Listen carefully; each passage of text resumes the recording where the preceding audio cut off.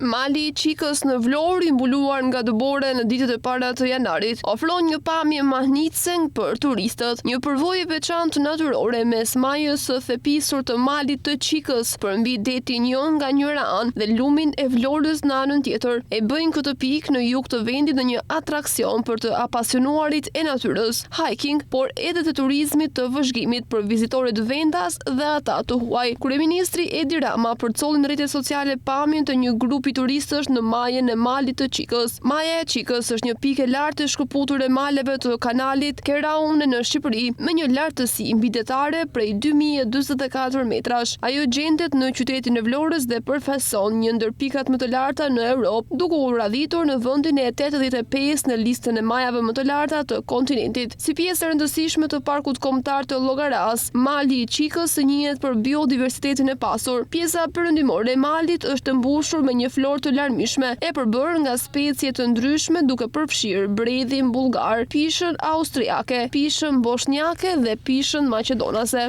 Në malin e Çikës, vizitorët e shumtë gjatë gjithë vitit shijojnë nga afër pamjet e jashtëzakonshme të rivierës shqiptare, si dhe bukurinë e pyjeve të ralla.